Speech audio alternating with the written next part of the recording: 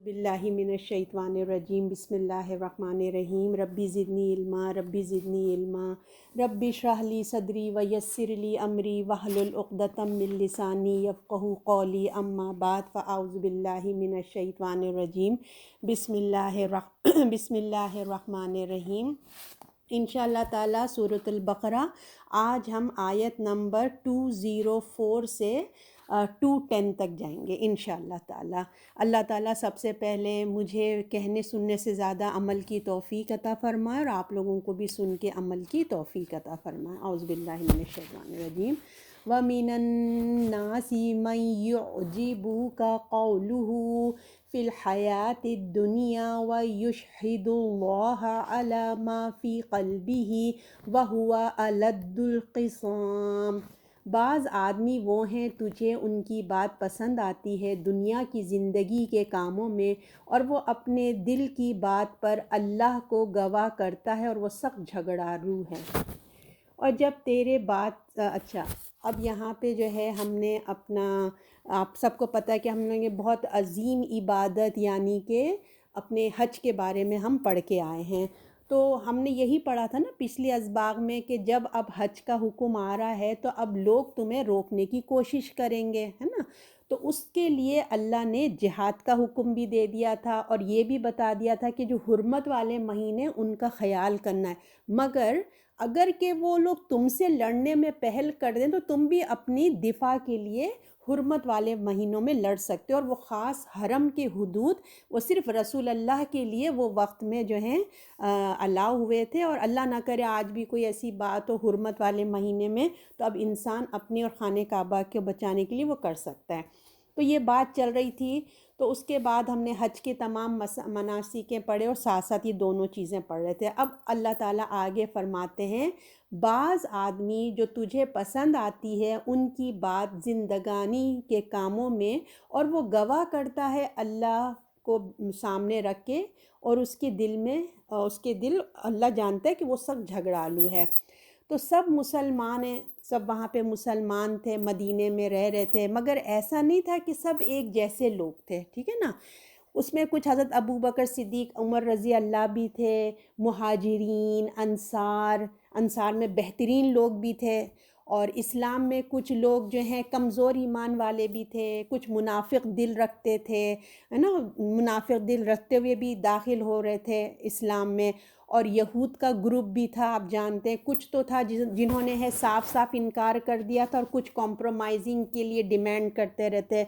तो अल्लाह ताला यहाँ फरमाते हैं कि याद रखो कि तुम्हारे अंदर कुछ ऐसे लोग भी हैं जिनकी बातें तुम्हें बहुत अच्छी लगती हैं। यानी कि वहाँ पे अब ये ख़ास कौन लोग थे कुरान इतना डिटेल नहीं बता रहा, मगर एक शख्सियत, एक एक कैरेक्टर अल्लाह ताला बता रहे हैं कि कुछ ऐसे लोग थे जो बड़ी बड़ी मीठी मीठी बातें करते हैं और रसूल अल्लाह या सहाबा बहुत इम्प्रेस हो जाते हैं, है ना। ऐसे लोगों का नक्शा खींचा जा रहा है कि बाज़ आदमी वो हैं जो तुझे बहुत अच्छी लगती हैं उसकी बातें ज़िंदगानी के यानी कि दुनिया के कामों में जो वो बातें करते हैं आपकी महफिल में बड़ी अच्छी लगती हैं, बहुत अच्छी लगती हैं, और वो अल्लाह की बातों पे गवाह भी बनाते हैं। मगर वो तुम्हारे अल्लाह ताला कह रहे हैं, मगर याद रखो जो तुम्हें तो बहुत अच्छे लग रहे हैं, मगर अल्लाह ताला कह रहे हैं कि वो तुम्हारे बदतरीन दुश्मन हैं। देखें, अल्लाह दिलों का हाल और नीयतों को जानता है ना। बज़ाहिर हम लोगों के पर्सनैलिटी सामने से हम धोखा खाते हैं, मगर अंदर अल्लाह जानता है। अल्लाह रसूल अल्लाह को कह रहे हैं वो आपके बदतरीन दुश्मन हैं। बज़ाहिर तो मतलब देखने में उनकी बातें आपके सामने बड़ी अच्छी प्यारी लग रही हैं, आपको पसंद आ रही हैं, मगर उनके दिलों में ना आपके ख़िलाफ़, इस्लाम के ख़िलाफ़ शदीद बुग़ज़ और हसद है, हसद। तो देखने में तो देखिए सब मुसलमान हैं, आप सल्लल्लाहु अलैहि वसल्लम के साथ मदीने में भी रह रहे हैं, मगर उन लोगों में ऐसे भी हैं जो कहते हैं कि दुनिया के जले जो दीन के बड़े वफ़ादार लग रहे हैं कि हम तो जान दे देंगे, हम तो यूँ कर देंगे।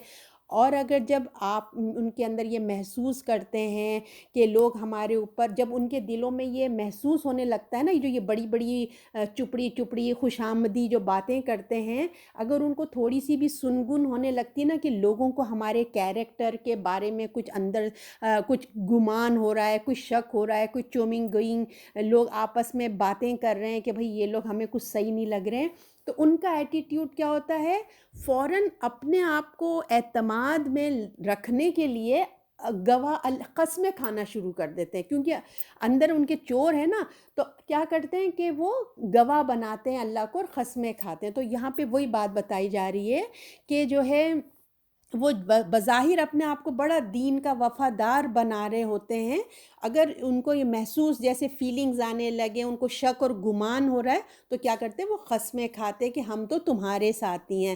تو جب لوگ منافقت کی زندگی جب بسر کر رہے ہوتے ہیں نا، تو ان کے اندر خود گلٹی ہوتی ہے، ٹھیک ہے نا، تو ان کے اندر جو ہے نا گلٹی ہوتی ہے، تو لہٰذا اپنی باتوں میں وزن پیدا کرنے کے لیے نا پھر ان کو کیا ہوتا ہے، بار بار قسموں کا سہارا لینا پڑتا ہے، کیونکہ سامنے والا اس کو ہوتا ہے نا، فیلنگز اس کو آ جاتے ہیں، جو جھوٹ بول رہا ہوتا ہے اس کو پتہ ہے کانفیڈنس نہیں آ رہا ہوتا ہے، تو وہ یقین دہانی کے لیے بار بار قسمیں کھا رہے ہوتے ہیں، یقین دلانے کے لیے خدا کو گواہ بناتے ہیں کہ ہم سچے ہیں، مگر اللہ فرماتا ہے کہ اللہ سے بڑھ کر کون گواہ ہے، یعنی کہ بس ان کے دل میں وہ سخت جھگڑالو ہیں، اللہ سے بڑھ کر کون گواہی دے گا کہ یہ لوگ جو ہے نا بدترین دشمن ہیں اسلام کے، ان کو اندر کوئی خلوص نہیں ہے بلکہ یہ بدترین دشمن ہے۔ تو یہ تو ہوگی قرآن کی آیت، اس کو ہم اب اپنی لائف سے بھی دیکھتے ہیں۔ دیکھیں ایک طرف جو ہمارے لوگوں میں بھی یقیناً جب اللہ ایک کیریکٹر کو سامنے لا رہا ہے تو اس کا مطلب ہے منافقت ایک ایسی چیز ہے جو رہتی دنیا تک رہے گی۔ ہم نے پڑھا تھا نا، ایک مومنین ہوں گے اور ایک کفار ہوں گے، اور تیسری کیٹیگری کیا ہوگی، منافقت کی ہوگی، جو جس میں اللہ نہ کرے وہ کائنڈ کے جو منافق تھے کہ عملی منافق، اللہ کا شکر ہے ہم میں نہیں ہے، مسلمانوں میں وہ نہیں ہو سکتے، ہاں سوری عقائد کے منافق جو اندر سے کٹر اندر سے کافر اور اوپر سے ظاہر کرتے ہیں، وہ کہاں ہیں ہوں گے ہم نہیں جانتے، مگر ایٹ لیسٹ ہمارے مسلمانوں میں الحمدللہ ایسے نہیں ہیں۔ ہاں عملی منافقت ہم میں ہے جو ہم اپنی ایمان کی کمزوری کی وجہ سے ہم ہو جاتی ہے، اللہ ہم سب کو اصلاح کی توفیق دے۔ تو اب ہم کو دیکھیں اس آیت کو اپنے کیریکٹر کو جو ہے کیریکٹر کو جو ہم کو اپنا صحیح کرنا ہے، تو ایک طرف دیکھیے ذکر اذکار ہو رہے ہیں، ٹھیک ہے، اللہ کا ذکر، تسبیح پکڑے ہوئے ہیں، بہت داڑھی بھی ہے اور ہم پردہ بھی کر رہے ہیں، جو بھی ہے، مگر دوسری طرف کیا ہے، ہم کچھ ہوتے ہی ذرا ہمارے اندر چوٹ پڑتے ہی، ہماری ہوتا ہے نا انا کو ٹھیس پڑتے ہی، ہم لوگ اپنے اندر کی چیزیں کیسی گندی گالیوں سے ہم آ جاتے ہیں، ہماری زبان پہ جو بڑا ذکر اور اذکار اور ہم بڑے متقی بن رہے ہوتے ہیں، ہماری زبان پہ گالیاں شروع ہو جاتی ہیں، تو یہ درست نہیں ہے، ٹھیک ہے، ہمیں کیا کرنا ہے، اپنی اصلاح کی ضرورت ہے۔ یہ ایک کیریکٹر ہے، یہ ایک مزاج ہے، ٹھیک ہے نا، وہ جھگڑالو لوگوں کا یہ ایک مزاج ہوتا ہے جو انسان کو نا کو یاد دلائے، انسان کو جب اندر یہ کیریکٹر ہوتا ہے نا کہ اندر کا کیا ہے، وہ اصل غصے کی حالت میں اس کی اصلیت سامنے آتی ہے، تو انسان کے جب اندر یہ ایک شخصیت ہوتی ہے نا، تو پھر اس کو یاد نہیں رہتا کہ جب اس کو غصہ آتا ہے کہ وہ مسجد میں کھڑا ہے، کہ بچوں کے سامنے ہے، کہ مہمانوں میں ہے، کہ وہ گھر پہ ہے، آفس میں کہاں ہے، کیونکہ ایک اس کا سٹائل ہے کہ جب غصہ آتا ہے تو بس گندی گالیاں دینا شروع کر دیتے ہیں نا، تو اس کیریکٹر کو ہمیں اچھا کرنا ہے۔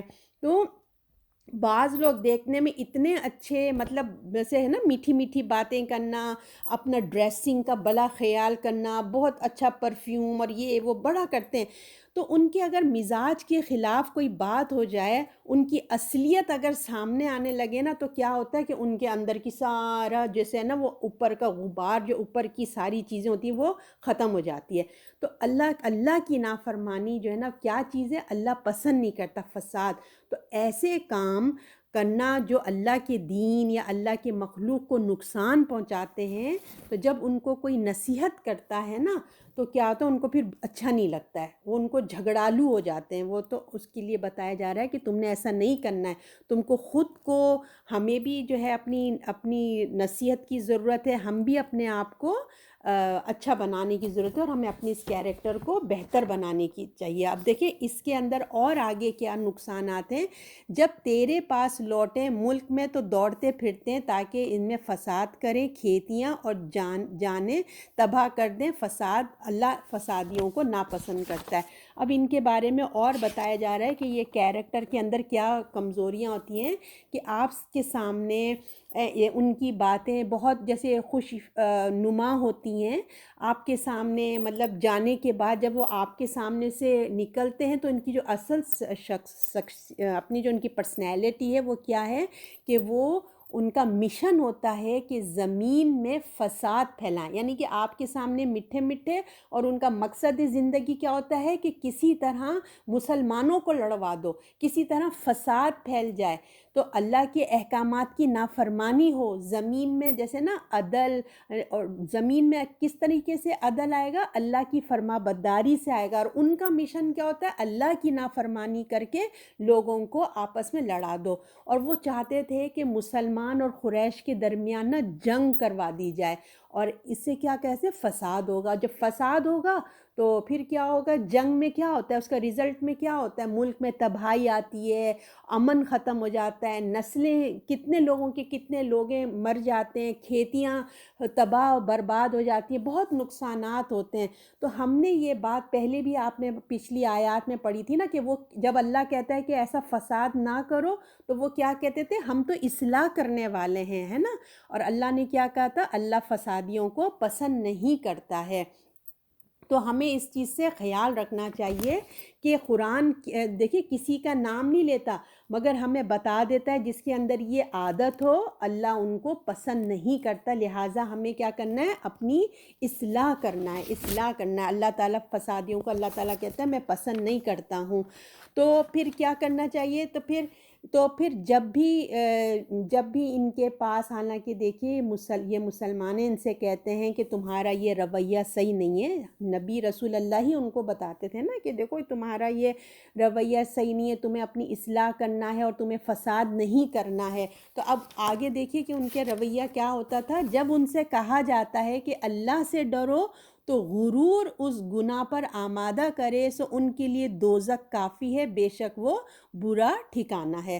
تو جب نبی یعنی کہ رسول اللہ صلی اللہ علیہ وسلم یا مسلمان ان کو کہتے، ان سے مخاطب ہوتے، ان سے کہتے کہ دیکھو یہ جو تمہارا رویہ ہے یہ صحیح نہیں ہے، اللہ کے ساتھ جو تم کر رہے ہو نا یہ غلط راستے پہ تم چل رہے ہو، تمہیں اپنی اصلاح کرنی چاہیے، تو اللہ سے ڈرو، اپنی اصلاح کرو۔ تو یہ سن کر ان کو نا اور زیادہ کیا ہوتا ہے؟ تکبر آ جاتا ہے، اور گھمنڈ آ جاتا ہے، غرور آ جاتا ہے۔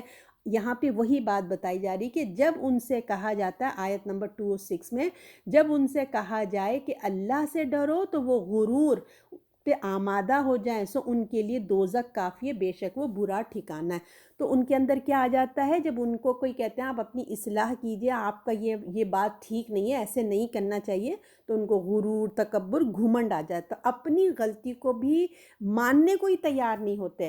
حالانکہ نبی اس وقت رسول اللہ موجود تھے، ان کو بتا رہے ہیں، اور اپنے عمل اور کے خلاف بات مطلب سننے کو تیار ہی نہیں ہوتے، وہ اپنے عمل کو بھی، اپنی بات بھی سننے کو تیار نہیں ہوتے، اور اپنے عمل کے خلاف بھی وہ کوئی چیز نہ بس وہ پسند ہی نہیں کرتے، وہ سمجھتے ہیں جو ہم کر رہے ہیں وہ بالکل ٹھیک ہے، وہ سمجھتے ہیں کہ اگر ہم نے اپنی غلطی مان لی نا، یعنی کہ ان کو ایگو کا پرابلم ہو رہا ہوتا ہے، ان کو اپنی انا آ رہی تھی کہ اگر ہم نے اپنی غلطی ماننی تو یہ ہماری عزت کے خلاف ہوگا۔ تو یہ انسان کی ایک بہت بڑی کمزوری ہے یہ، تو اپنے آپ کو بڑا سمجھنا، عزت والا بنانے کے لیے جو ہے نا، اپنی تسکین کے لیے نا وہ اپنی غلطی کو تسلیم نہیں کرنا چاہتا، اور حق بات کا وہ انکار کرتا ہے، اس کو ایگو کا پرابلم ہو جاتا ہے۔ یاد ہے نا آدم علیہ السلام کے قصے میں نے آپ کو یہی بتایا تھا نا، انسان کی دو بڑے پرابلمز ہیں، ایک ایگو، اس کے ایک پرابلم ہوتا ہے جیسے شیطان کو ایگو آئے، تو یہی چیز یہاں پہ حق کے راستے میں جو ہے نا وہ رکاوٹ بن جاتی ہے، تو صحیح بات پر بھی کیا ہوتا ہے؟ وہ اکڑ کے بیٹھ جاتا ہے، حالانکہ اس کو اپنے آپ کو جھکانا چاہیے۔ ایک عام حالت میں کیا ہوتا ہے؟ دیکھیے جو ایک عام حالت کے لوگ ہوتے ہیں، نارمل لوگ ہوتے ہیں، وہ کیا کرتے ہیں؟ آدمی جو ہے نا ٹھیک جگہ پر ہوتا ہے، حق بات کی اگر اس کے اندر کوئی غلطی ہو جاتی ہے، ایک عام انسان جو ہوتے ہیں تو وہ کیا ہوتا ہے؟ وہ اپنی اصلاح کرنا چاہتا ہے کہ اللہ، وہ اندر سے بے چین ہوتا ہے کہ میں کوشش کرتا ہے اصلاح کرنے کی، کوئی نہ کوئی راستے ڈھونڈتا ہے نا، کہ میں اپنی غلطی کو جو ہوں مانتا ہوں اور اپنے ٹھیک کرنے کی وہ کوشش کرتا ہے، ایک عام انسان جس کو اپنی غلطی کا احساس ہو جائے۔ مگر جو اس ٹائپ کے لوگ ہوتے ہیں نا، ایگو پسند تو وہ ایسا نہیں کرتے، بلکہ کیا ہوتا ہے ان کو ایگو کا پرابلم ہوتا ہے۔ مگر قرآن جن لوگوں کے بارے میں کہہ رہا ہے، یعنی کہ جو آیت نمبر 26 کے بارے میں بتا رہا ہے کہ یہ ایک غلطی ہے، پھر اس پر ان کا جو یہ ایگو کا انا کا مسئلہ ہے، یہ چیز انسان کو نا اپنی اصلاح نہیں کرنے دیتا، پھر اصلاح نہیں کر پاتے وہ، ان کو وہ بات سننا، وہ کہ یہ اپنی اصلاح کریں، اس بات کو غور سے سنیں کہ لوگ کیا کہہ رہے ہیں، اگر کوئی کہہ رہے ہیں تو ہو سکتا ہے مجھ میں یہ کمی ہو، غلطی ہو، اپنی اصلاح کر لیں۔ وہ یہ سمجھتے ہیں کہ اگر میں نے مان لیا تو یہ میری کیا ہوگا، میری عزت وقار کے خلاف ہے، پھر انسان ایک غلطی کے بعد کیا ہوتا ہے دوسری غلطی کرتا ہے۔ تو اس رویے پہ قرآن جو ہے نا انسان کو توجہ دلا رہا ہے کہ جس کے اندر یہ پرابلم ہے وہ سنیں، کہ پیغمبر کے ہوتے ہوئے یعنی کہ رسول اللہ کے ہوتے ہوئے اس وقت جو یہ کیریکٹر کے لوگ وہاں پہ آتے تھے، تو جب ان کو بتایا جاتا ہے کہ آپ اپنے رویے پہ غور کرو، فساد ورنہ فساد ہو جائے گا، ہے نا، نسل کھیتی تباہ ہو جائے گی، خدا کا خوف کریں،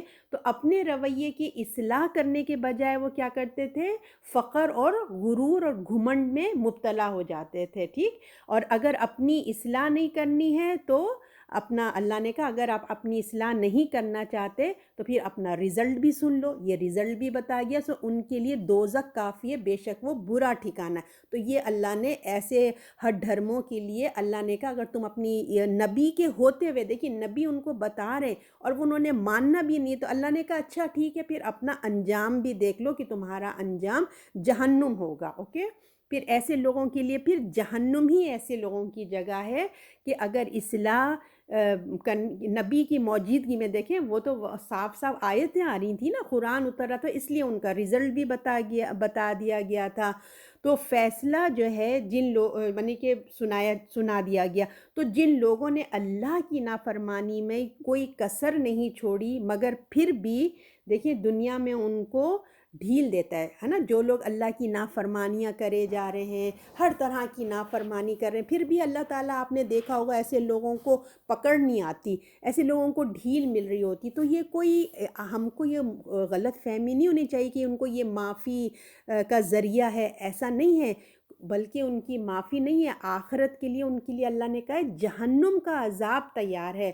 تو جو ساری کسر ان کی اگلی پچھلی ساری کسر جو ہے نا وہ پوری ہو جائے گی۔ تو لہٰذا ہم کسی بھی غلط فہمی میں نہ رہیں کہ کوئی گناہ کر کے کوئی ہم پہ پکڑ نہیں آ رہی ہے تو یہ اللہ کا رحم ہے، اللہ نے ہم کو موقع دیا ہے کہ ہم توبہ استغفار کر لیں، یہ اس خوش فہمی میں نہیں رہے کہ کچھ بھی تو نہیں ہو رہا ہے، ہم تو یہ نہیں کرتے، دیکھو ہم پہ کوئی پکڑ بھی نہیں آ رہی ہے، نہیں، اللہ ہم کو اس آیتوں کے ذریعے ہمیں توفیق دے رہے ہیں کہ دیکھو اپنی توبہ استغفار کثرت سے کرتے رہا کرو تاکہ اللہ معاف کر دے۔ آگے آیت نمبر 207 میں ہے، اور لوگوں میں سے ایک شخص وہ بھی ہے جو اپنی جان کو بیچتا ہے اللہ کی رضا جوئی میں، اور اللہ بندوں پر مہربان ہے۔ اب اللہ تعالیٰ اب تصویر کا ایک رخ دکھاتے ہیں تو آپ کو پتہ نا دوسرا رخ بھی آتا ہے، تو سارے لوگ ایک جیسے نہیں ہوتے، ایک گروہ ایسا بھی ہے، تو ان کی اچھائی بیان کی جا رہی ہے کہ وہ اپنی جان مال اور اللہ کے رسول کے لیے، اللہ اور اللہ کے رسول کے لیے قربان کر دیتے ہیں۔ یہاں پہ ان کا بھی ذکر ہو رہا ہے کہ ایسے بھی لوگ ہیں جو اللہ کے لیے جھک جاتے ہیں۔ تو جو لوگ اللہ کی رضا کے دیکھیں کے لیے کام کرتے ہیں نا، ایک عمل ہوتا ہے اپنی جان دے دینا، جیسے لوگ جہاد میں جاتے ہیں اللہ کے دین اللہ کے لیے اپنی جان کو قربان کر دیتے ہیں۔ اب ہر دفعہ تو جہاد نہیں ہوتا ہے نا، تو اس سے دوسرا کیٹیگری بھی ایسا ہوتا ہے جو اعلیٰ صلاحیتیں اپنی دین کے لیے لگاتے ہیں، اللہ کی رضا کے لیے لگاتے ہیں۔ حالانکہ دیکھیے اگر ان کو دنیا کے لیے اپنی وہ اعلیٰ صلاحیتیں لگائیں تو ان کو بہت پیسہ بھی ملے، ان کے لیے بہت کچھ ملے، مگر وہ اپنی صلاحیتیں اللہ کی رضا کے لیے چھوڑ دیتے ہیں۔ جیسے اب ریسنٹلی میری نظر میں جیسے ڈاکٹر اسرار احمد ہیں، دیکھیں ان کے لیے کیا کمی تھی، ڈاکٹر تھے، وہ چاہتے تو اپنی اچھی پریکٹس کرتے، اپنا اچھا اعلیٰ مقام کرتے نا، تو مگر انہوں نے کیا کیا، اپنی صلاحیتوں کو اللہ کے دین کے لیے کیا. تو یہ بہت سلیکٹڈ لوگ ہوتے ہیں، ہر کوئی ایسا نہیں کرتا. مگر آپ میرے جیسے لوگوں کے لیے یہ کہ ایٹ لیسٹ ہم دونوں چیزوں کو کمبائن کر کے چلیں. ہم دنیا کے لیے بھی اگر ہم کر رہے ہیں تو ہم اپنی آخرت کے لیے بھی اپنی خوبیاں اعلیٰ کر کے اپنے دین، اللہ کے دین کے لیے، اللہ کی مخلوق کے لیے ہم اپنا وقت، اپنی جان، اپنی مال کو حاضر کریں. حالانکہ جو ہم نے 2 اور 6 میں پڑھا تھا، ہم نے کون سے کیٹیگری کو پڑھا تھا کہ جب ان کو کہا جاتا ہے کہ ڈرو، اس میں کہا تھا نا، جب ان سے کہا جاتا ہے کہ اللہ سے ڈرو، ایسے کام نہیں کرو، تو دیکھیں یہ کتنی بڑی بات ہے نا. جب ان کو نصیحت کی جا رہی ہے خود، یعنی کہ ان کو اتنی بڑی بات کہ اللہ سے ڈرو، یہ کتنا بڑا جملہ ہے. کسی کو پھر حق نہیں پہنچتا دیکھیے کہ وہ یہ کہہ سکے کہ تم خود کرو، ہے نا. آپ اکثر دیکھے ہوں گے کہ بعض لوگوں کو آپ نصیحت کریں، ان کو غلطی سے روکے تو فوراً ہمیں ریٹرن میں جواب دیتے ہیں بس اب مائنڈ یور بزنس، اپنے کام سے کام رکھو، ہمیں پتہ ہے. جبکہ اللہ کہہ رہا ہے کہ اللہ سے ڈرو، یہ نافرمانی نہ کرو، یہ بہت بڑی بات ہے. تو جو ڈرو، تو مجھے ایسا ہم کو نہیں کرنا چاہیے. یہ ایک نصیحت کا جملہ ہے، نہیں کہ اللہ سے ڈرو، یہ ایک نصیحت ہے. اللہ نے آپ صلی اللہ علیہ وسلم کو بھی مخاطب ہو کے سورہ احزاب میں کہا ہے کہ اللہ سے ڈرو. اگر نہیں ڈریں گے تو اس کا انجام کیا ہوگا، یہ بھی ہمیں اس آیت میں پتہ چل گئی تھی. تو ہمیں اپنے اندر کیا ہے، تحمل پیدا کرنا ہے. اگر ہمیں کوئی کہتا ہے اپنی اصلاح کرو تو اللہ سے ڈرو، تو ہمیں سوچنا چاہیے. دیکھیے بعض دفعہ بہت جیلس لوگ بھی ہوتے ہیں، حاسد بھی ہوتے ہیں، ہمیں بلا وجہ تنگ کرتے ہیں، ٹیز کرتے ہیں، ہمارے پیچھے پڑ جاتے ہیں. تو ہمیں نیگیٹو ایکشن نہیں لینا ہے. جیسے کہ میں نے آپ کو بتایا نا کہ یہ ایک مزاج ہوتا ہے، تو ہمیں تحمل سے کام لینا ہے. ہمیں نیگیٹو ایٹیٹیوڈ نہیں دکھانا، بلکہ ہمیں صبر و تحمل سے کام لیتے ہوئے خاموش ہو جانا چاہیے. بحث نہیں کرنا چاہیے، اور نہ ہی ہمیں ڈیفینسنگ موڈ میں ہم لوگ اپنے آپ کو ڈیفینس کرنے کے موڈ میں بھی نہیں ہونا چاہیے، بلکہ ہمیں اپنی اصلاح اور صبر سے کام لینا چاہیے. تو ایک تو کیریکٹر تھا وہ جو جھگڑالو ٹائپ کا ہوتا ہے، جب ان کو کہا جائے کہ اپنی اصلاح کرو تو وہ جھگڑنے لگتے ہیں اور تکبر میں آ جاتے ہیں. ایسے لوگوں کا انجام جہنم ہے. اور جو دوسرے قسم کے لوگ ہیں جن کے بارے میں ہم 207 میں پڑھ رہے ہیں کہ ہر طرح کے لوگ ہوتے ہیں، اور ان کو جو ہے غرور، تکبر نہیں آتا، اور اگر غلطی ہوتی ہے تو اپنی اصلاح کرتے ہیں. ایسے نیک لوگ، ایسی اپنی نیک نیت لوگ جو ہوتے ہیں، جو غلطی ان سے بھی ہو جاتی ہے، دیکھیں یہ ہوتی ان سے بھی غلطی ہے، وہ کوئی بہت زیادہ وہ نہیں ہوتے، انسان ہیں، انسان کے ناطے غلطی ان سے بھی ہوتی ہے. مگر کیا ہے، اپنی اصلاح لوٹ آتے ہیں. کوئی ان کو احساس دلاتا ہے تو ان کے دل میں شرمندگی آتی ہے اور وہ جھک جاتے ہیں. اور وہ ایک ٹائپ کے وہ لوگ ہیں، وہ سرکش لوگ ہوتے ہیں. ایک ہے سرکشی، جو ہم نے آیت نمبر 26 میں پڑھی تھی نا، کہ ان کو اگر کوئی بتائے تو ان کو ایگو کا مسئلہ ہو جاتا ہے. تو سزا کس پہ آتی ہے؟ سرکشی پہ اللہ سزا دیتا ہے. جو اللہ نے کہا نا جہنم ان کے لیے، وہ کیوں ہے؟ کیونکہ لوگ ان کو بتا رہے، نبی ان کو بتا رہے اپنی اصلاح کرو، تو بجائے اصلاح کرنے کے اور تکبر کا شکار ہو رہے ہیں. تو ایسے لوگوں کی سزا جہنم ہے. اور ایسے لوگ جیسے ہمارا آپ ہیں، اللہ کا شکر ہے ہمارے دل میں نرمی ہے، کوئی ہمیں احساس دلاتا ہے، ہم قرآن کی آیات پڑھتے ہیں، ہمارے دل میں نرمی آتی ہے. ہم انسانی کمزوری سے ہم سے غلطیاں ہو جاتی ہیں، مگر ہمیں دیکھیے گلٹی بھی آتی ہے، اور اللہ کی مہربانی ہے جو ہمارے دل میں نرمی ہے. تو ہم اللہ سے معافی مانگتے ہیں. تو اللہ تعالیٰ کہہ رہے ہیں ایسے لوگوں کے لیے پھر اللہ تعالیٰ کیا ہیں؟ رؤوف بالعباد ہیں. اللہ بڑے مہربان ہیں اپنے ایسے بندوں کے اوپر.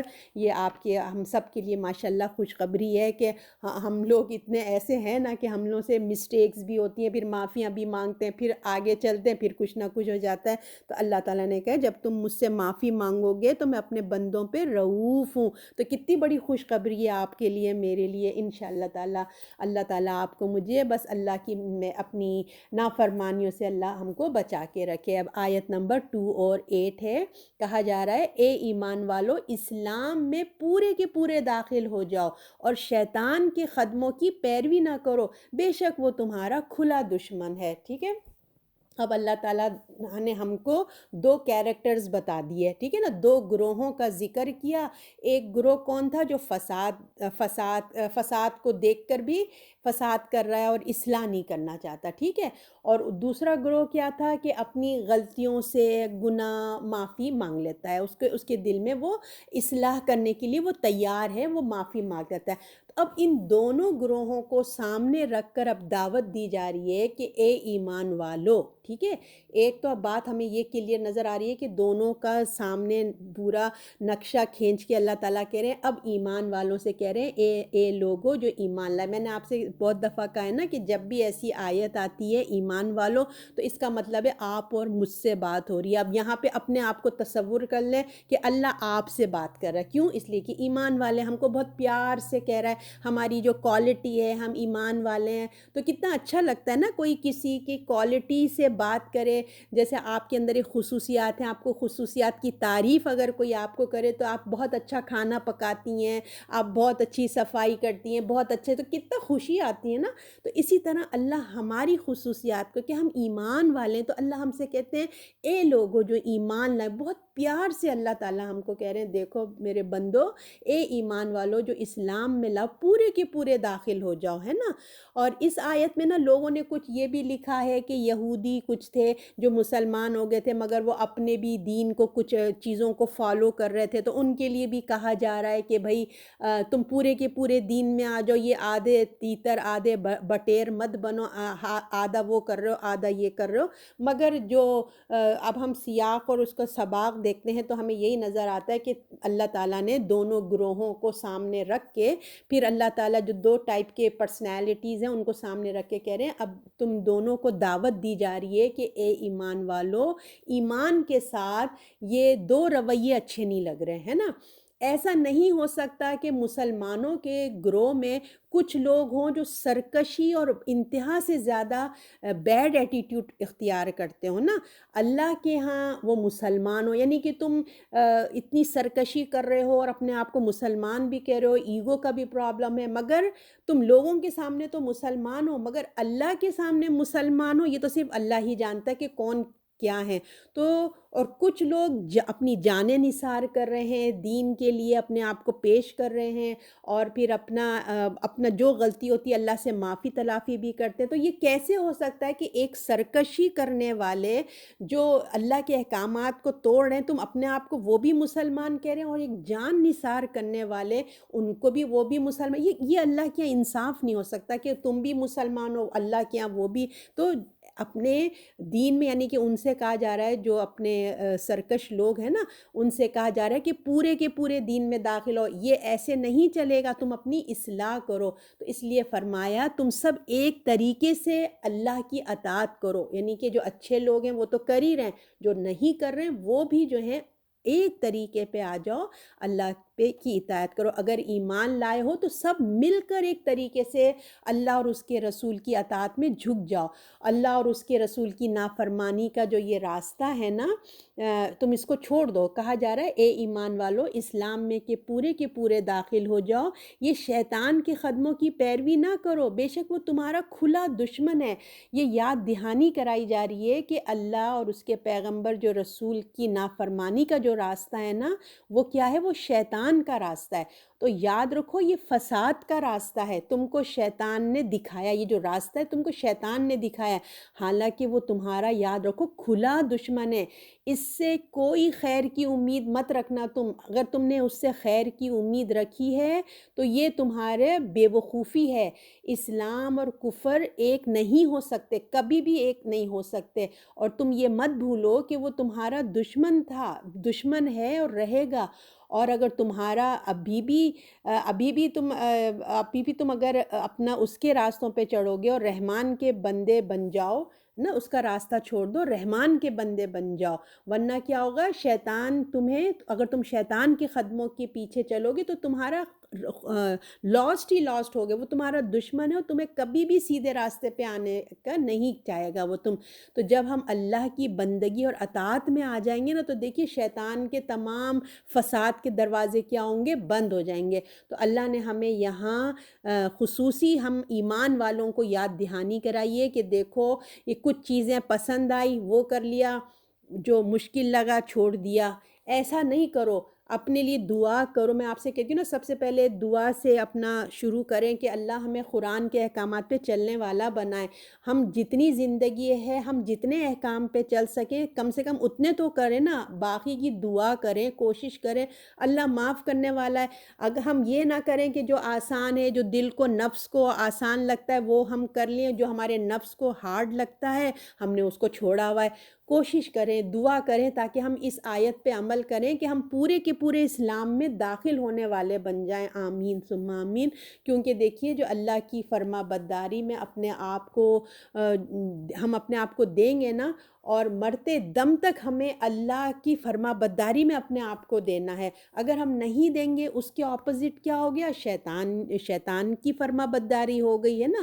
تو اللہ نے کہا یاد رکھو، تمہیں یاد ہے نا کہ جو شیطان تھا، تمہارے ماں باپ کو بھی اس نے دھوکہ دیا ہے، تمہارے ماں باپ کو بھی پھسلایا ہے، اور پھر تم تو اس کی اولاد ہو، تم کیسے بچ سکتے ہو؟ دیکھیں ہم اپنی دنیا میں بھی دیکھتے ہیں، کوئی ہمارے ماں باپ کے ساتھ بیڈ ایٹیٹیوڈ کرتا ہے تو بچوں کا بھی ایک ایٹیٹیوڈ بن جاتا ہے. آپ نے دیکھا ہوگا، ذرا اگر ماں کی ناراضگی ہوئی تو وہ فوراً دادا دادی اور اس کا جو باپ کی فیملی ہوتی ہے اس سے وہ بچے بھی جو ہیں تھوڑے نا دور دور ہونے لگتے ہیں. بہت کم ایسے بچے ہوتے ہیں کہ جو عدل پہ رہیں، مگر میجورٹی یہی ہوتا ہے کہ جہاں ماں کا رجحان ہوتا ہے وہیں ہوتا ہے، یعنی کہ وہ اتنا سپورٹیو بن جاتے ہیں، ہے نا. تو جب ہم ماں سے جو ذرا سا کچھ کریں تو ہمارے دل میں اتنا سب کچھ ہوتا ہے. جب اللہ بار بار ہمیں فرما رہا ہے کہ شیطان نے تمہارے ماں باپ کو دیکھو دھوکہ دیا، دیکھو کیسے کیا، پھر تم کیسے اپنے دشمن پہ مہربان ہو جاتے ہو. جب ہم دنیا میں نہیں کر پاتے، ہمارے ماں باپ کو جو برا کہتا ہے، ہمیں اس سے دوستی رکھنے کو دل نہیں چاہتا، ہم اس سے بات کرنے کو دل نہیں چاہتا، پھر تم کیوں اپنے ازلی دشمن جو ہمیشہ کا دشمن ہے، اللہ نے چھپا کے نہیں رکھا، اللہ بار بار کہہ رہا ہے کہ وہ تمہارا کھلا دشمن ہے، پھر تم کیوں اس کی پیروی کرتے ہو، تم کیوں اس کے پیچھے جا رہے ہو؟ ایسا مت کرو. اپنے دین میں اللہ تمہیں کہہ رہا ہے اپنے دین میں مکمل آ جاؤ. تو اللہ تعالیٰ سے دعا ہے کہ اللہ آپ کو مجھے دین میں مکمل طور پہ ہمیں اس کے اندر داخل ہونے والا بنا، اور شیطان کی پیروی سے، اس کے قدموں کی پیروی سے ہم سب کو محفوظ رکھے. آیت نمبر 209. پھر اگر تم پھسلنے لگو اس کے بعد کہ تمہیں پہنچ چکے ہیں صاف حکم، تو جان رکھو کہ بے شک اللہ زبردست حکمت والا ہے. اب اے مسلمانوں، تمہارے سامنے واضح دونوں باتیں آ گئی ہیں، ٹھیک ہے نا. سرکشی کرنے والوں کو، یعنی کہ جو اللہ کے ساتھ ایٹیٹیوڈ دکھاتے ہیں، ان کا انجام بھی بتا دیا کہ ان کا انجام کیا ہے، دوزخ ٹھکانہ ہے. اور جو نیک لوگ ہیں، اصلاح کرنے والے، ان کی خوشخبری بھی تمہیں سنا دی گئی ہے کہ اللہ ایسے لوگوں کو معاف کر دیں گے. تو سب کچھ تمہارے سامنے ہے نا. اگر اس کے بعد بھی تم غلطی کرتے ہو، یعنی کہ سب کچھ جاننے کے بعد، ماننے کے بعد بھی تم اگر غلطی کرتے ہو، جبکہ صاف آیات آ چکی ہیں، ہے نا، آ چکنے کے بعد اگر ایک تو یہ ہوتا ہے نا کہ آدمی کو معلوم نہیں تھا، ہے نا، معلوم نہیں تھا، کسی نے نصیحت نہیں کی، ہم غفلت میں تھے، مگر اب ایسا نہیں ہے نا. اللہ کی آیات کھول کھول کر انسان کو بتایا جا رہا ہے. تو انسان کی دیکھیے کتنی خوش قسمتی ہے نا کہ اللہ نے اس کے لیے نبی، رسول، کتابیں نازل کی، نبی بھیجے، اس کی رہنمائی، ہدایت اس کو بیان کی گئی ہے، سب کچھ تو اس کو بتا دیا. اگر اب بھی جو ہے اگر تم غلطی کرو گے تو پھر یاد رکھو کہ اللہ کیا کرے گا. اللہ جو ہے نا، پھر اللہ نے کہا ہے پھر اگر تم پھسلنے لگو اس کے بعد کہ تمہیں پہنچ چکے صاف حکم، تو جان رکھو کہ بے شک اللہ زبردست حکمت والا ہے. اللہ تعالیٰ نے یہاں کہا کہ پھر یاد رکھو کہ اللہ تعالیٰ جو ہے پھر کتنے تمہارے سے ناراض ہیں، اللہ تعالیٰ تم کو پھر کس طریقے سے تم کو اللہ کو فیس کرنا ہے. اب یہ کوئی اتنے جو کھلی کھلی آیات آ گئی ہے نا، تو کوئی یہ نہیں کہہ سکتا کہ ہم تک جو ہے نا وہ دین پہنچا ہی نہیں، ہم تک دین آیا ہی نہیں. کوئی اب یہ ایکسکیوز بیان ہی نہیں کر سکتا. تو اگر ہم اب بھی غلطی کریں تو پھر دیکھو اللہ تعالیٰ کہہ رہے ہیں کہ یاد رکھو کہ اللہ زبردست ہے، اللہ زبردست اور حکمت والا ہے، وہ زبردست بھی ہے. تو اس کے خلاف عمل کرنا، اس کو جو ہے انسان کی یہ بدقسمتی ہوگی کہ اتنا سب کچھ پتا کہ بھی اس کو اتنا اعلیٰ مقام دیا انسان کو، دیکھیے کتنا اشرف المخلوقات بنایا، اس کو اتنا اعلیٰ مقام دیا اللہ نے اس کو دیا، مگر اس نے کیا کیا، منہ پھیرا، انسان نے منہ پھیر دیا اور جو ہے اس سے دشمنی کر لی۔ کیا ہے، اللہ سے جب ہم نافرمانی کریں گے، شیطان کی پیروی کریں گے تو اللہ سے دشمنی ہی ہوگی نا ایک طریقے سے، تو ایسے لوگوں کو ضرور سزا ملے گی جو اللہ تعالیٰ کی نافرمانی کرتے ہیں۔ کیوں؟ اس لیے کہ حجت قائم ہو چکی ہے، اللہ نے سب کچھ تو تمہیں بتا دیا، ہر کچھ بتا دیا، لیکن پھر بھی جو ہو نا ناسمجھی کی تم روش اختیار کیے ہوئے ہو۔ اور دیکھیے انسان کب ڈگمگاتا ہے نا، انسان جو ہے کب کرتا ہے، جب اس کو جو ہے نا سمجھ نہیں ہوتی، لیکن اب تو سمجھ آ گئی ہے نا، سب کچھ اللہ کھول کے بتا رہا ہے، تو اللہ تعالیٰ فرما رہے ہیں کہ یاد رکھو کہ اللہ جو ہے زبردست حکمت والا ہے۔ جب یہ دو اللہ کی باتیں ساتھ آتی ہیں نا، زبردست اور بھی ہے نا کیا ہے، اللہ تعالیٰ عزیز اور حکیم، جب یہ دو صفات ساتھ آتی ہیں تو اللہ تعالیٰ ہم کو بہت کچھ نا بتانا چاہ رہے ہوتے ہیں کہ اللہ تعالیٰ کیا ہیں۔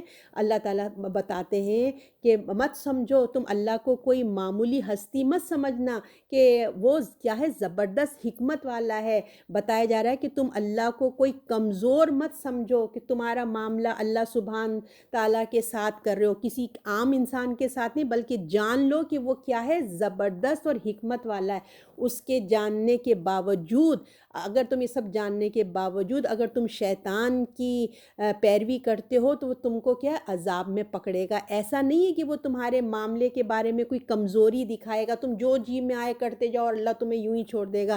تو شیطان کی پیروی کرے گا، اس کے لیے عذاب کی خبر ہے، اس نے ہمیں پہلے سے ہی بتا دیا۔ دیکھیے غیب کی خبر کوئی نہیں بتا سکتا نا، آپ کو خود نہیں پتا ہے کہ ایک نیکسٹ ابھی منٹ میں 5 منٹس میں آپ کے ساتھ کیا ہونا ہے، مگر یہ ہمارے کتنا فیوچر کی بات اللہ نے ہمیں ابھی سے ہی قرآن میں بتا دیا کہ دیکھ لو یہ انجام ہونے والا ہے۔ اللہ نے ابھی سے ہم کو آگہی کر دی، اللہ نے کہا جو شیطان کی پیروی کرے گا اس کے لیے عذاب کی خبر ہم نے ابھی سے سنا دی، اس نے ہم کو پہلے سے ہی وارننگ دے دی ہے۔ یہ سمجھ لو کہ جب بتا دیا گیا ہے، بتا دینے کے بعد جب وہ پکڑے گا، ایک چیز ہے کہ ہمیں پتہ نہیں تھی لیکن اب پتہ ہے، اور جب بتا دینے کے بعد پکڑ آئے گی تو اس جیسا کوئی دوسرا پکڑ ہی نہیں سکتا۔ کیوں؟ اس لیے کہ وہ زبردست ہے، وہ غالب ہے، وہ عزیز ہے، اس جیسا کوئی پکڑنے والا نہیں ہے۔ تو ایسی ہدایت آ جانے کے بعد دیکھیے، جیسے میں نے آپ کو کہا نا، نبی آئے، کتابیں آئیں، سبھی کچھ تو آئی، جب ایسی ہدایت آ جانے کے بعد اگر شیطان کی پیروی کرو گے تو اللہ کا وہ کچھ نہیں بگاڑ سکتے۔ اگر ہم سب کچھ جاننے کے باوجود بھی اگر شیطان کی پیروی کریں گے تو اللہ نے کہا تم اللہ کا کچھ نہیں بگاڑو گے، جو بگاڑو گے وہ تم اپنے لیے ہی کرو گے، ٹھیک ہے نا، اپنا بگاڑو گے۔ کیونکہ اللہ زبردست ہے، اس کی قوت کا کوئی مقابلہ نہیں کر سکتا۔ تو یہ بات سمجھ لو کہ وہ عزیز ہے اور حکیم ہے، اور حکیم کیوں بتایا گیا، اس کی ہدایت پہ چلو گے تو جو لوگ سرکشی کریں گے اس کی ہدایت سے ہٹ کے، تو وہ کیسے ہو سکتا ہے وہ دونوں کا انجام ایک برابر کر دے، ایک ماننے والا اور ایک نہ ماننے والا، یہ نہیں ہو سکتا کہ دونوں کا انجام برابر ہو۔ کیوں؟ اس لیے کہ وہ حکیم ہے، وہ عدل کرے گا، وہ فیصلہ کرے گا، اپنی حکمت سے فیصلہ کرے گا۔ ایک نافرمان اور ایک فرما بردار کو وہ ایکول کھڑا نہیں کر سکتا۔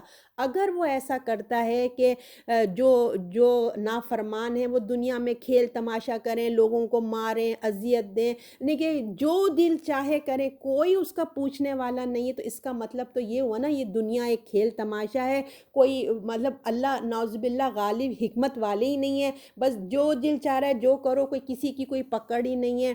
تو اللہ تعالیٰ نے اسی لیے یہاں بتا دیا ہے کہ وہ حکیم ہے، وہ بھی ہم کو سمجھانا چاہ رہے ہیں۔ یہ دنیا میں سم ٹائم آپ دیکھیے گا کہ کوئی ایک دھوکہ بازی کر رہا ہے، غلط کام کیے جا رہا ہے، کرپشن کر رہا ہے، غلط کام، اس کی پکڑ ہی نہیں آ رہی ہے۔ تو جو نیک لوگ ہوتے ہیں نا، جن کے ساتھ کوئی دھوکہ دے رہا ہے، کوئی غلط کام کر رہا ہے، اس کے اندر نا مایوسی پیدا ہونے لگتی ہے کہ کیونکہ دیر سبر ہو جاتی ہے کہ بھئی اللہ اس نے میرے ساتھ ایسا کیا، دیکھو اللہ تعالیٰ تو اس کو کوئی سزا ہی نہیں دے رہے، اس نے میرا کتنا دل دکھایا، کتنا دھوکہ دیا۔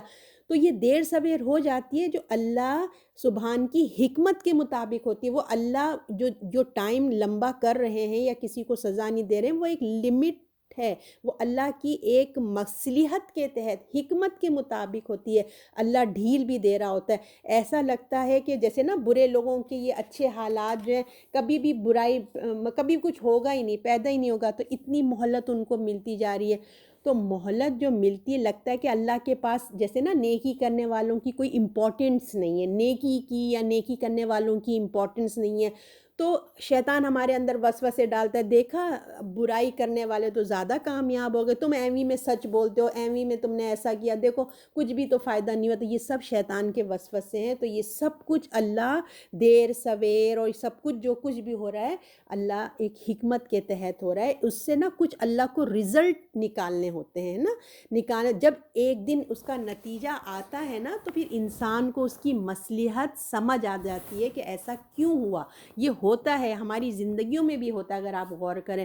لہٰذا تم اللہ کو کمزور مت سمجھو، وہ بہت حکیم ہے، اور جو وہ فیصلہ کرے گا تو پھر وہ عدل پہ کرے گا. ٹھیک. تو اب آپ دیکھیں ہمارے لیے کیا سبق ہے کہ کون ڈگمگاتا ہے. اللہ نے کہا نا جب تم پھسلنے لگو، کون انسان ڈگمگاتا ہے، کون سلپ ہوتا ہے؟ جو بالکل ایجز پہ کھڑا ہوتا ہے، جو کنارے پہ کھڑا ہوتا ہے نا، وہی اس کو ہی گرنے کے خوف ہوتے ہیں. تو ہم کو کیا کرنا، جو درمیان بیچ میں ہوتا ہے نا، اس کو گرنے کا خوف نہیں ہوتا، بالکل کنارے والوں کو ڈرنے کا. تو ہم اگر اپنے دین اسلام میں بالکل ایجز پہ چلیں گے نا، تو پھر ہمارا بہت ہے خدشہ کہ شیطان ہمیں کبھی بھی دھکا دے سکتا ہے، دھکا دے کے ہمیں غلط طریقوں پہ لے جا سکتا ہے. تو اس لیے ہم ایسی جگہوں سے، ایسی دوستوں سے ہم دور رہیں کہ اللہ نہ کرے کبھی بھی ہمارے ایمان کی کمزوری ہو، شیطان اس سے فائدہ اٹھا کے ہم سے کوئی غلط کام کرا لے. تو اللہ اتنا شیطان اور لوگوں، بلکہ کیا ہے، اب اللہ دعوت دے رہا ہے. ٹھیک ہے نا. اب اللہ، میں نے آپ سے کہا نا، آپ کو مجھے ہمیں دعوت دے رہا ہے کہ آ جاؤ. جو کچھ بھی لوگ روک رہے ہیں ان کو کون روک رہا ہے؟ شیطان روک رہا ہے، اور شیطان نما جو لوگ ہیں وہ لوگ روک لیں. تو اب فیصلہ کس کو کرنا ہے کہ ہمیں اللہ کی پیروی کرنی ہے کہ شیطان کی پیروی کرنی ہے؟ تو آپ کو اور مجھے فیصلہ کرنا ہے. ٹھیک ہے نا. شیطان یا لوگ نہیں، بلکہ کیا ہے، ہمیں اپنا فیصلہ کرنا ہے کہ میں کدھر جا رہی ہوں. صرف اور صرف مجھے اپنا فیصلہ کرنا ہوگا نا، کہاں جانا ہے. اللہ کو اپنا وکیل بنانا ہے یا پھر شیطان کو. ادھر اللہ کے لوگ ہیں یا پھر اللہ کے نافرمان، یعنی کہ شیطان کی پیروی کریں. تو اب ہم کو ادھر فیصلہ کرنا ہے. ٹھیک ہے. تو اللہ نے کہہ دیا ہدایت پہ آ جانے کے بعد اگر تم ڈگمگائے تو اس کا انجام بھی اللہ نے ہمارے سامنے رکھ دیا. تو اب آپ کو مجھے ہمیں سوچ سمجھ کے انشاءاللہ اچھا فیصلہ کرنا ہے اور اللہ کے احکام پہ چلنا ہے. آیت نمبر 2 اور 10، یہ لاسٹ آیت ہے. کیا وہ یہی راہ دیکھتے ہیں کہ اللہ ابر کے سائبان میں آئے اور فرشتے آئیں اور قصہ طے ہو جائے اور اللہ ہی کی طرف تمام کام لوٹ کے جانے والے ہیں.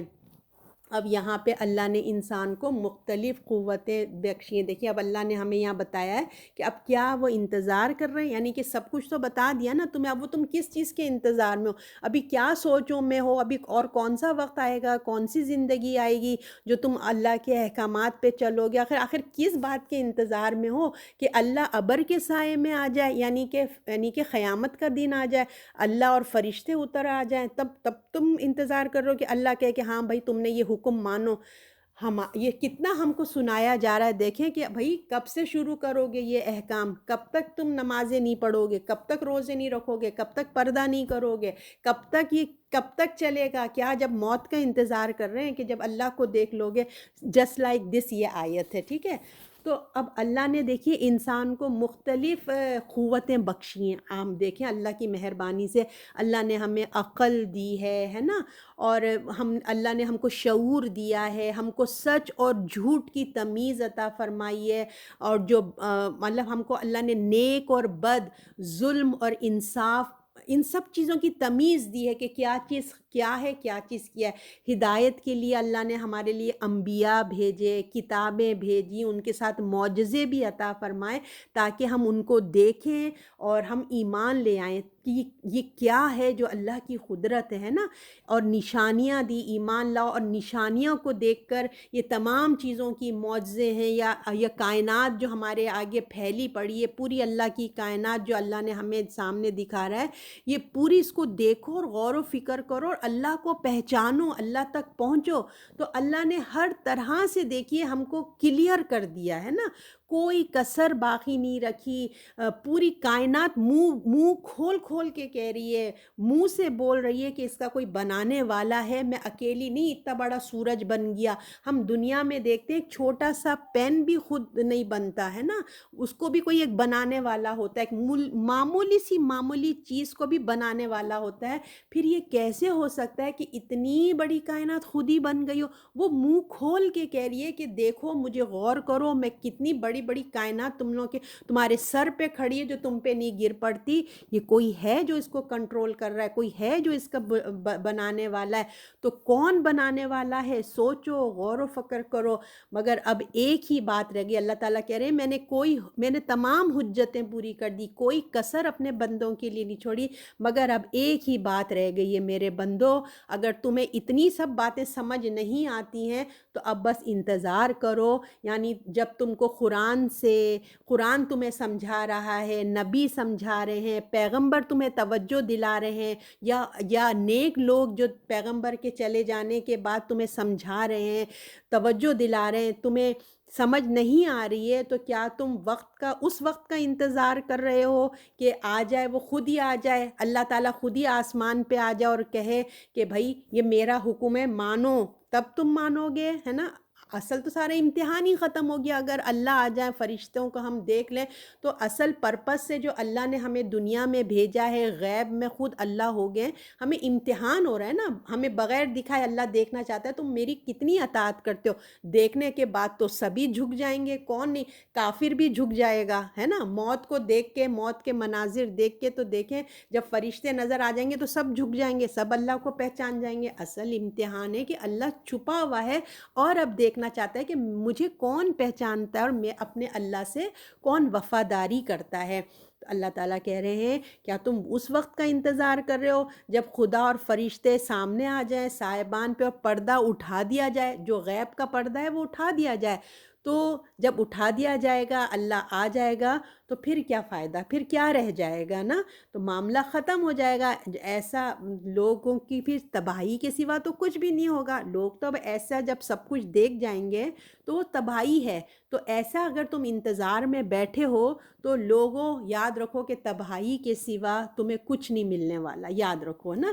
وہ فیصلہ کا دن آ جائے گا تو تم شکر ادا کرو کہ ابھی وہ پردہ قائم ہے، وہ غیب ابھی تمہارے درمیان ہے، ابھی تمہارے پاس مہلت ملی ہوئی ہے، امتحان کے تم ابھی درمیان ہو، پردہ اٹھایا نہیں گیا ہے، فیصلے کا وہ وقت نہیں آ گیا ہے۔ جب تک نہیں آتا تمہارے لیے، اس وقت تک تمہیں موقع دیا جا رہا ہے، یعنی کہ جب ہماری بھی موت کا وقت نہیں آیا ہے، الحمدللہ ہم صبح اٹھے ہیں، اللہ کی مہربانی سے ہمیں یہ نیکی کرنے کا موقع ملا ہے، تو اللہ کی طرف رجوع کرو، توبہ کرو، استغفار کرو، اپنے رویے کی اصلاح کرو۔ دیکھیں رسول اللہ بھی دیکھیے 70 بار استغفار کیا کرتے تھے، کیونکہ ان کے مقام کے حساب سے وہ ان کے بھی اپنے کچھ نہ کچھ ہو جاتی تھی، تو اللہ تعالیٰ وہ بھی استغفار کرتے تھے۔ تو آپ اور میں کو کتنی ضرورت ہے، ہم جان بوجھ کے انجانے میں کتنے گناہ جو ہوتے ہیں۔ تو اللہ کہہ رہے ہیں تمہیں موقع ہے بندو، تم بڑی خوش قسمت ہو کہ تمہیں ابھی موت کا وقت نہیں آیا، تو اٹھو، اب کب تک سوتے رہو گے؟ اپنے آپ کو بیدار کرو،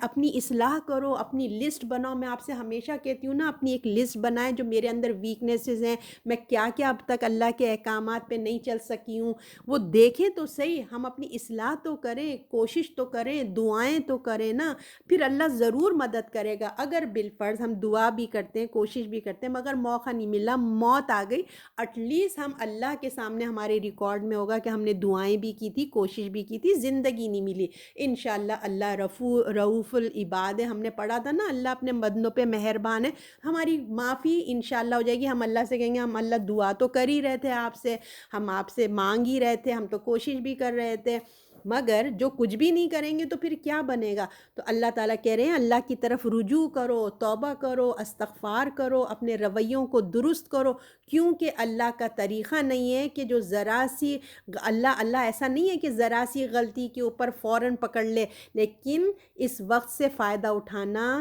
یہ اب آپ کا اور میرا کام ہے۔ لیکن جب فیصلے کا دن آ جائے گا تو سب کچھ ختم ہو جائے گا۔ جب فرشتے ہمارے سامنے آ کے کھڑے ہو جائیں گے تو بہت دیر ہو چکی ہو جائے گی نا، پھر پچھتاوے کے، حسرت کے پھر کوئی فائدہ نہیں ہے۔ تو اللہ تعالیٰ اپنے علم و حکمت کے مطابق تمام باتوں کا فیصلہ کرے گا، یعنی کہ جب وہ وقت آ جائے گا، جیسے اللہ نے کہا نا سائبان پہ اللہ تعالیٰ آ جائیں گے اور فرشتے آئیں گے تو اللہ تعالیٰ تو قصہ تمام ہو جائے گا، اللہ ہی کی طرف تمام کام لوٹے جائیں گے، تو پھر اللہ تعالیٰ ہی کی طرف سب لوٹے جائیں گے، اللہ فیصلہ کرے گا وقت آنے پہ۔ تو جب اس نے فیصلہ کر کے، جو اس کا ایک وقت ہے نا، اللہ تعالیٰ نے ایک وقت مقررہ پہ وہ قیامت کا وقت رکھا ہے، اسی وقت پہ آئے گی، تو تمہارے پاس مہلت ہے، تو اس سے جلدی مت مچاؤ کہ کب آئے گی قیامت۔ وہ لوگ کہتے تھے نا کب قیامت آئے گی، کب قیامت، تو تم جلدی نہ مچاؤ، ایک وقت مقررہ ہے، وہ اپنے وقت پہ آئے گی، تو لہٰذا جو تمہارے پاس کرنے کا کام ہے اس مہلت سے تم اس سے فائدہ اٹھاؤ، ٹھیک ہے نا، اور اپنی اصلاح کرو اور اپنے لیے توبہ استغفار کرو، اور یہی تمہاری کامیابی ہوئے گی۔ اللہ تعالیٰ آپ کو، مجھے وہ وقت آنے سے پہلے ہم اپنی جلد سے جلد تیاری کر لیں اور اپنے استغفار کریں، توبہ کریں اور اپنی اصلاح کے لیے کام کریں۔ صدق اللہ العظیم۔